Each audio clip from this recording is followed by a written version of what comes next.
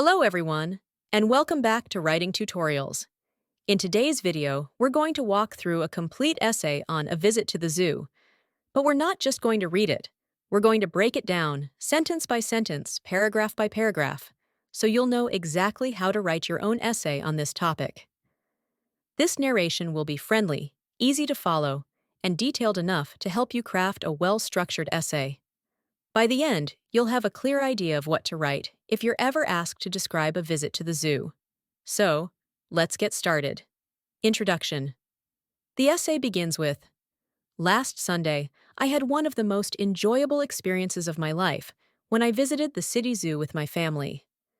This is a great way to start because it immediately tells the reader when and where the event took place, and it also shows excitement. When writing your own introduction, make sure to mention the time, the place, and your feelings. That sets the mood for the essay. The next sentence says, "It was a bright and pleasant day, and I was very excited because I love animals and wanted to see them up close." Here, the writer describes the weather and their emotions. This makes the introduction more vivid and personal. Remember, in essays like this, don't just state facts, also share how you felt. That makes your essay more engaging and relatable. First, impressions at the zoo. The second paragraph begins with, "As soon as we entered the zoo, I was amazed by the greenery and the large cages filled with different animals." This sentence sets the scene. It's like painting a picture for the reader. You should always describe what you see first, because that helps the reader imagine being there with you. The writer continues, "The first animals I saw were deer and zebras. They looked very calm and graceful while moving around in their enclosures." Notice how the animals are not just named, they are also described. Words like calm and graceful make the animals come alive in the reader's mind. This is a useful tip. When writing, add adjectives to make your descriptions more colorful. The lions. Next, the essay says, "After that, we visited the lions area. The lions were strong and majestic, and their loud roars echoed across the zoo, making the visitors both thrilled and a little afraid." This is a very powerful description. The writer uses words like strong and majestic to show respect for the lions, and then adds the effect of their roar on the visitors. This combination of describing the animal and describing people's reactions makes the paragraph very interesting. You can use this same technique whenever you describe something in your essay. The monkeys and other animals. The third paragraph moves to, "The most interesting part of my visit was watching the monkeys. They were very active, jumping from branch to branch and making funny noises. Everyone laughed while watching them." This is a fun section of the essay. The monkeys are not only described, but the writer also explains how the visitors reacted. That shows the lively atmosphere of the zoo.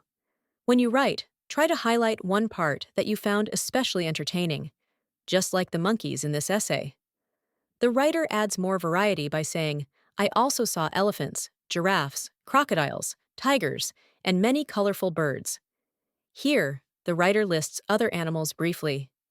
This is important because in a zoo, you usually see many different creatures, but you don't have to describe all of them in detail. A list helps to show variety without making the essay too long. Finally, in this paragraph, "The peacocks were my favorite among the birds, especially when they spread their beautiful feathers." This is a personal touch. The writer shares their favorite part, which makes the essay unique. In your essay, always include what you liked the most. It shows your personal connection to the experience. The reptiles. The next section goes, "There was also a section for reptiles. Although I was a bit scared, I still looked at the snakes and lizards. They were kept safely in glass enclosures, which allowed us to see them closely without danger." This is a good example of mixing emotions with description. The writer admits feeling scared, but also describes the safety measures. That makes the essay feel real and honest. Don't be afraid to share both your positive and negative feelings in your essay. It makes it more relatable. Food and rest. After the animal sections, the essay says, "Apart from the animals, the zoo had food stalls and resting places where we enjoyed some snacks before continuing our tour." This is important because it shows that the essay is not only about animals, but also about the overall experience. When writing, you can add small details like food, rest, or fun activities, because they make your essay well-rounded and realistic. The next line is, spending time in the zoo was not only fun, but also educational. I learned about different animals, their habits, and the importance of protecting them. This adds depth to the essay. Instead of just saying, I had fun, the writer explains what they learned. Teachers usually like this part because it shows reflection. So, always try to include what lessons you got from the experience. Conclusion. Finally, the essay concludes with, in conclusion, my visit to the zoo was a memorable experience. It gave me joy, knowledge, and a greater love for animals. I realized that zoos play an important role in conserving wildlife and teaching people to care for nature. I look forward to visiting the zoo again in the future. This conclusion is excellent because it summarizes the experience, talks about both joy and knowledge, and even explains the importance of zoos. Then it ends with a hopeful note about visiting again. That's the perfect way to close an essay.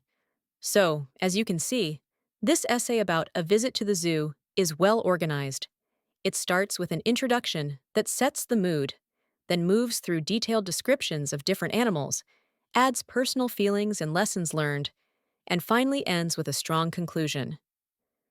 If you want to write your own essay on this topic, follow this same structure. Start with when and where you visited. Describe your first impressions. Talk about some of the animals in detail, especially your favorites. Mention other parts of the zoo, like reptiles or food stalls. Reflect on what you learned. End with a conclusion that shares your overall experience and feelings. And that wraps up today's narration. I hope this breakdown helps you write your own version of a visit to the zoo. Remember, the more descriptive you are, and the more personal feelings you include, the better your essay will turn out. Thank you for watching Writing Tutorials, and I'll see you again in the next video.